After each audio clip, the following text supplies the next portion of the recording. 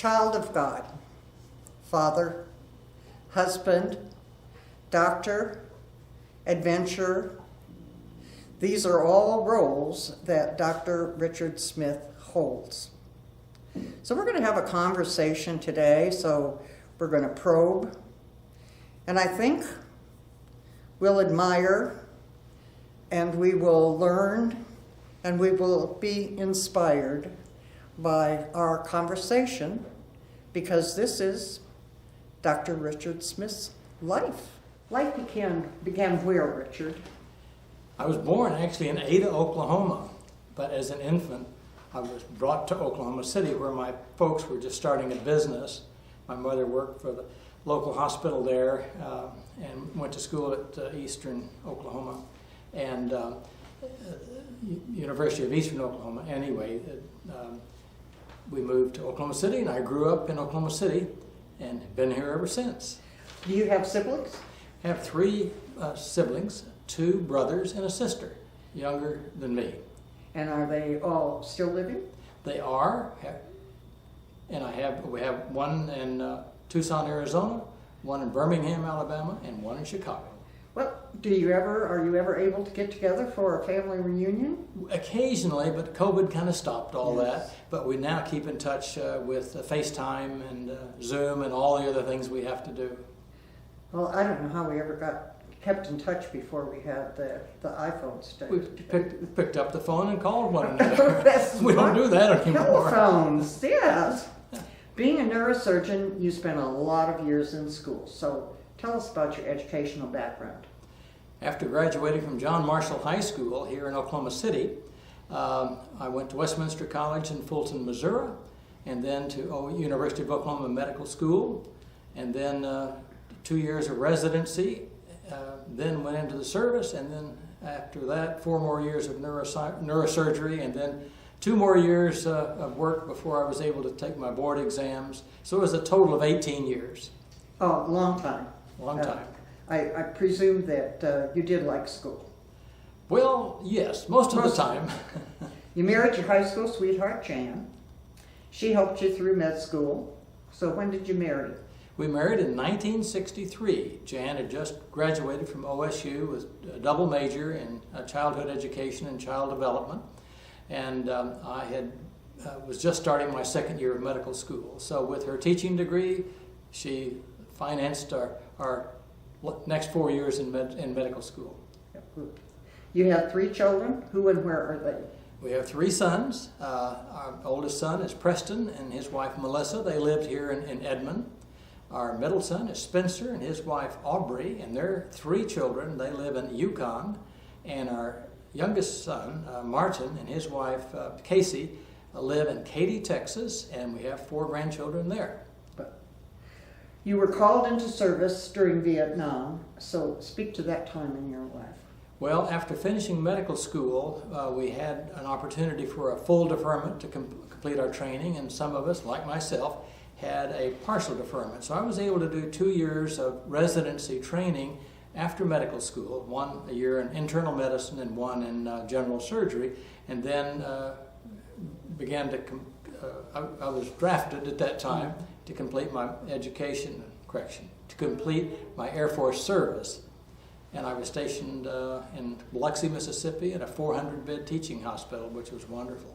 What do you, the military have a pretty good staff, yes. Surgery staff and medical staff? Yes, it was wonderful. It was one of the Air Force teaching hospitals, and so we covered the entire southeast part of the United States. And since I had 2 years of residency, 1 in general surgery, which included a lot of anesthesia and also internal medicine, I was able to be a part of the neurosurgical service there and anesthesia service. For 2 years I did either on the neurosurgery service or the anesthesia service. It was a great, great experience, and I was basically able to continue my training there in the Air Force. Was there a special reason that you selected neurosurgery as your profession, or how did that come about? Yeah, there was, because after finishing medical school and doing a year of internal medicine residency, I really loved diagnosis, taking histories, actually spending a lot of time with patients, and I enjoyed that. And then on my surgical training, general surgery, I enjoyed being able to help actually people correct whatever was wrong with them. So after spending that time in the military, I suddenly discovered, gosh, I could do diagnosis, neurological diagnosis, and also surgery to correct whatever problem was available. And at that time, there were no CT scans, there were no MRI scans, so it was really a challenge, and which I really enjoyed. So as you were progressing along, you just learned more and more that you were in the right profession. It sounds True. like. Absolutely. You had to keep up. Things have changed dramatically in those years. You really wouldn't say that it was easier to be a neurosurgeon today than it was. Well, of course, we all look back and think, oh, these guys have it easy.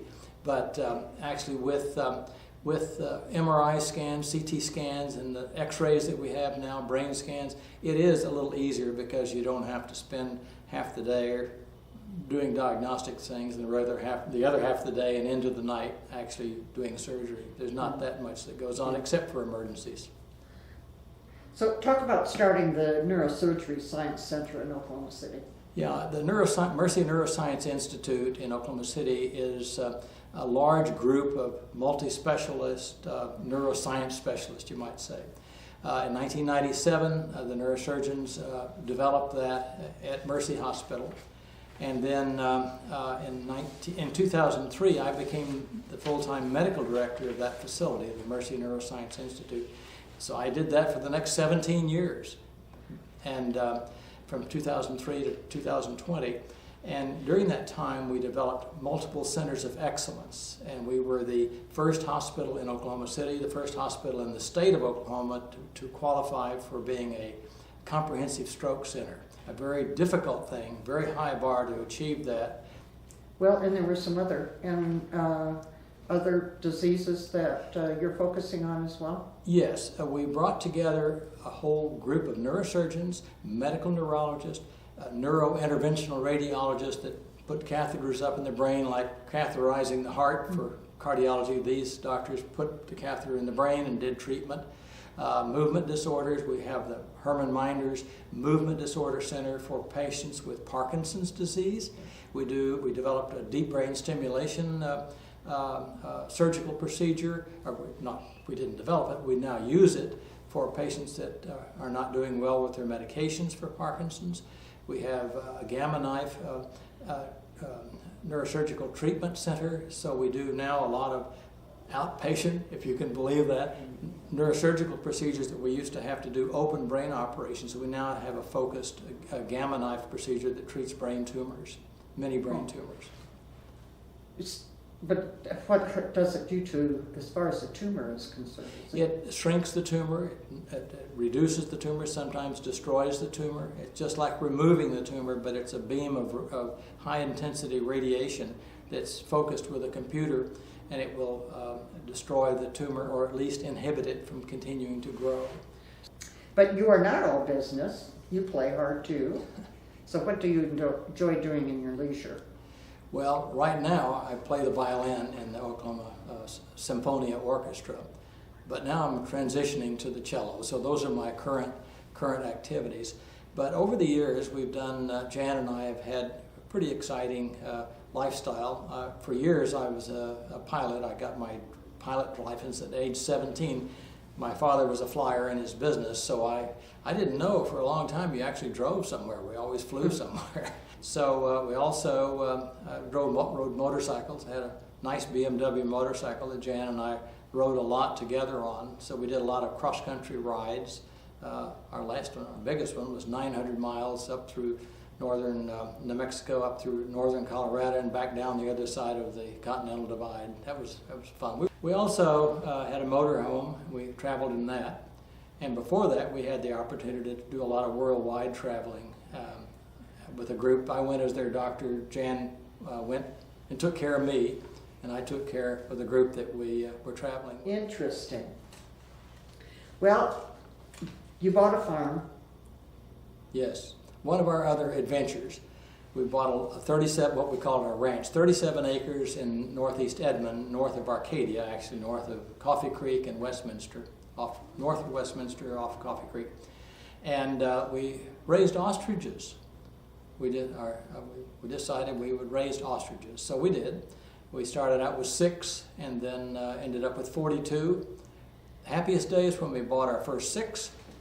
Next happiest day is when we sold them all. So we had an ostrich roundup and sold all of them in one day. Are they easy to take care of? They were. They were a piece of cake to take care of, and they didn't run away. You fed them twice a day. They would stay out. We built elaborate cottages for them to stay in. They wouldn't go in there. Your faith has a firm foundation in your life. Can you speak to how that carries you? Yes, I grew up in the Presbyterian Church, and my first 40 years of life, I certainly believed in God. I, certainly believed in Jesus, but I wasn't what I call a functioning Christian.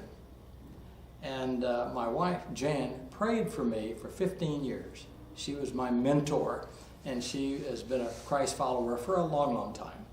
But she prayed for me for 15 years. So finally, at age 40, we joined another church, Our Lord's Community Church. And to do that, you needed to go through a class just to kind of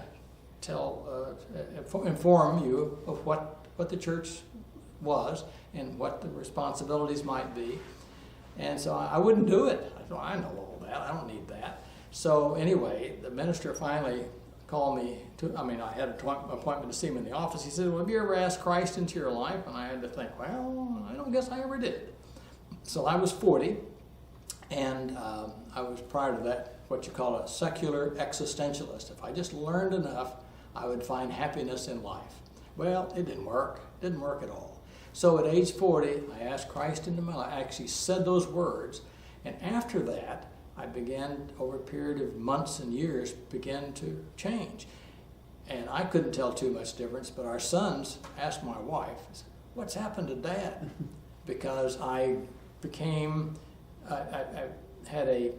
to function out of the fruit of the Spirit, and began to function out of forgiveness and love and joy and kindness, goodness, peace and understanding, self-control and contentment. And those things require a lot of development, but you have the power to do that, I found, with the power of the Holy Spirit within me. Anything on your bucket list? Anything left undone? Well, not exactly. Not a major thing, except that I'm transitioning from violin after 13 years of playing the violin. I didn't start that till I was 68. I'm going to transition to cello. Because trying to play the violin, if you develop a little arthritis, your neck's all cranked around, everything. It's not the most comfortable instrument to play. So I'm going to switch to cello. Because you're going to have to keep your back straight. Got to keep your back straight. You don't have to crank your neck around and do all the things that a violin player has to do. What brought you to Epworth Villa? Jan and I wanted to live in a well-organized, active environment that had good fellowship and social activities, which we certainly have found. But mainly we want to finish our 4th quarter. We want to finish it well. And we decided, after looking at facilities, Epworth would allow us to do that. So we came here to live and to thrive, and that's what we've been able to do. Well, Dr. Smith, you have had a very full and adventurous life, and you certainly have spent a great deal of time in service and in caring for other people. And I would say that you're just a great humanitarian and just have served this country and your community. You've always seemed to have been involved in your community and trying to improve the community and just make things better.